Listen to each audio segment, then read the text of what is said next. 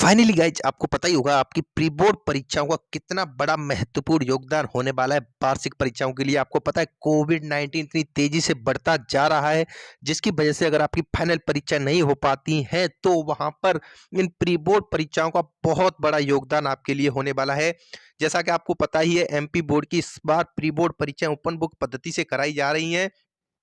तो गाइज कक्षा 12वीं हिंदी विषय का प्री बोर्ड परीक्षा का पेपर यहां पर आ चुका है, जिसका कंप्लीट सॉल्यूशन, एक भी क्वेश्चन नहीं छोड़ा जाएगा, आपको यहां पर प्रोवाइड कराया जाएगा। सबसे पहले हम पेपर को देखते हैं, उसके बाद हम एक एक क्वेश्चन के सॉल्यूशन के बारे में डिस्कस करेंगे। तो गाइज आपको क्या करना है, फटाफट से अपनी आंसर बुक लेनी है, सभी क्वेश्चंस को नोट करना है, टाइम वेस्ट नहीं करना है, क्योंकि यह परीक्षा ओपन बुक पद्धति से कराई जा रही है। तो आप इन सभी क्वेश्चंस के नोट आंसर है वो नोट कर सकते हो अच्छे तरीके से। आपको अपनी आंसर बुक बनानी है। सबसे पहले यहाँ पर ऑब्जेक्टिव क्वेश्चन कुछ इस तरीके से 6 क्वेश्चन पूछे गए हैं।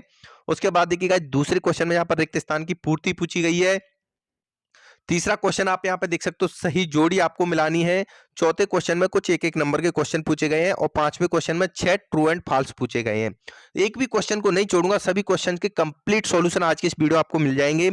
उसके बाद देखिए प्रगतिवाद, यहाँ पर 7, 8, 9, 10 टोटल इस तरीके से कुल मिलाकर के इस वाले पेपर में 20, 21, 22, 23 क्वेश्चन पूछे गए हैं। तो चलिए अब हम इन सभी क्वेश्चंस के आंसर्स की बात करते हैं।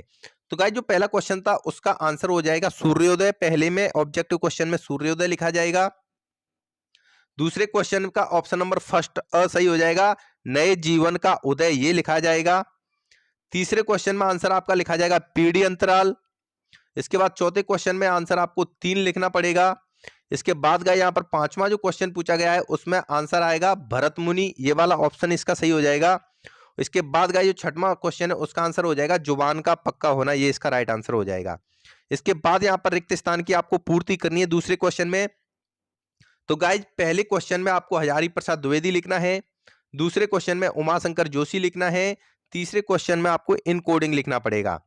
इसके बाद चौथे क्वेश्चन में आपको 11 बजे लिखना है, पांचवें क्वेश्चन में साधारण वाक्य लिखना है और छठवें क्वेश्चन में यहाँ पर चंपू आ जाएगा।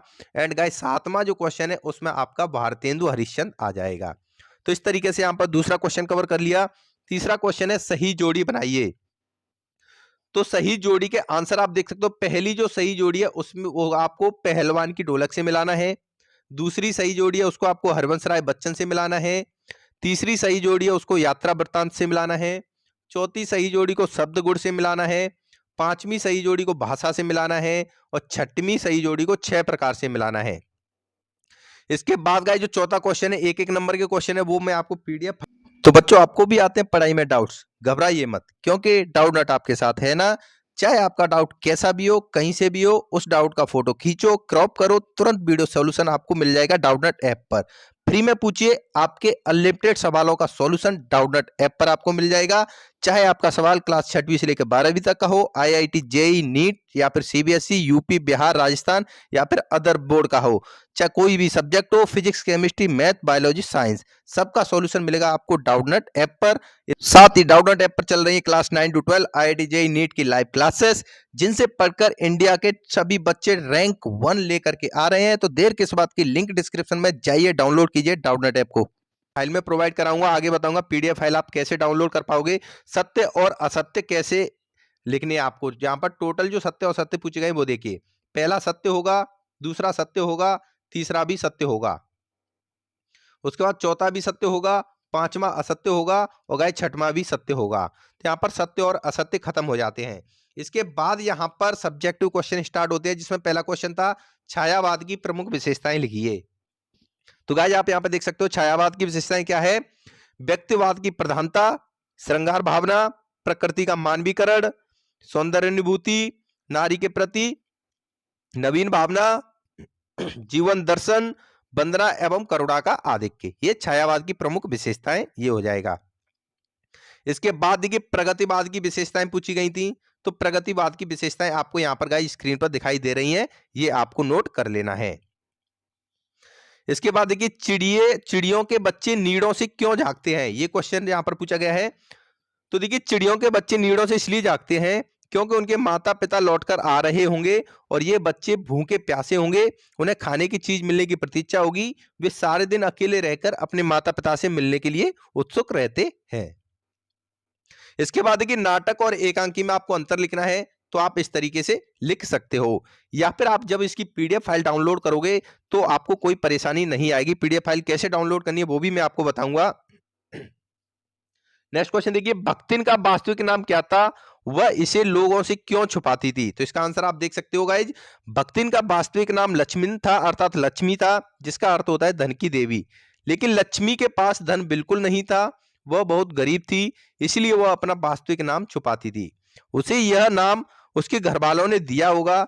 भारतीय समाज में लड़की का पैदा होना वास्तव में लक्ष्मी का घर माना जाता है, इसलिए उसके जन्म लेने पर यह नाम रख दिया गया था।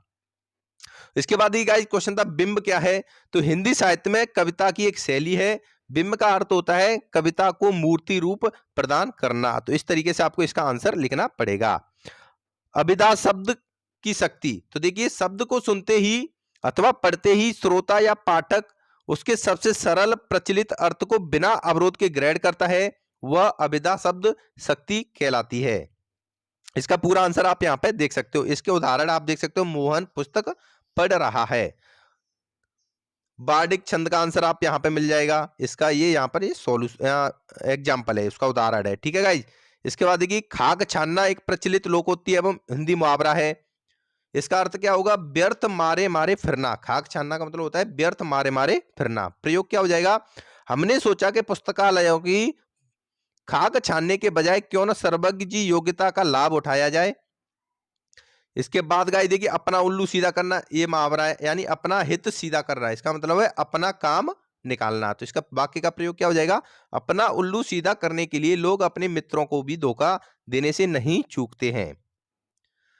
उसके बाद नेक्स्ट क्वेश्चन का आंसर आप कुछ इस तरीके से यहाँ पे देख सकते हो गाइज। कुमार नारायण का यहाँ पर चरित्र रचना है, भाषा शैली ये आप देख सकते हो गाइज। साहित्य में स्थान ये रहा इनका। रघुवीर सहाय का ये रहा इसका जीवन परिचय, रघुवीर सहाय का ये हो गया। उसके बाद देखिएगा, फणीश्वर नाथ रेणु का आपको जीवन परिचय लिखना है, तो ये फणीश्वर नाथ रेणु का हो जाएगा। साहित्यिक जीवन, ये जीवन परिचय आपको लिखने में कहीं परेशानी नहीं आएगा, आपकी बुक में इजीली मिल जाएगा। उसके बाद अगर आपको हजारी प्रसाद द्विवेदी का लिखना है तो आप यहां से लिख सकते हो, ये हजारी प्रसाद द्विवेदी का जीवन परिचय हो जाएगा। इसके बाद देखिए, यहां पर ये पैराग्राफ है, मैं निज रोदन में राग लिए फिरता हूं, शीतल बाड़ी में आग लिए फिरता हूं, और जिस पर भूपों के प्रसाद निछावर, मैं वह खंडर का भाग लिए फिरता हूं। तो इसका आप यहाँ पे प्रसंग देख सकते हो, नीचे ये व्याख्या है, इस तरीके से इसको सॉल्व किया गया है। थोड़ा सा और नीचे की तरफ जाएंगे तो यहाँ पे देखिए, आपसे एप्लीकेशन लिखने के लिए पूछा गया था, तो एप्लीकेशन आपको यहाँ पर ये दिखाई दे रहा है, इसका आप स्क्रीनशॉट ले सकते हो। इसके बाद देखिए, स्वच्छता अभियान के ऊपर आपको निबंध लिखना था, तो ये स्वच्छता अभियान के ऊपर निबंध लिखा हुआ है। तो गाइस इस तरीके से आपको क्लास 12 हिंदी प्री बोर्ड परीक्षा का कंप्लीट पेपर का सॉल्यूशन हमने आपको प्रोवाइड कराया।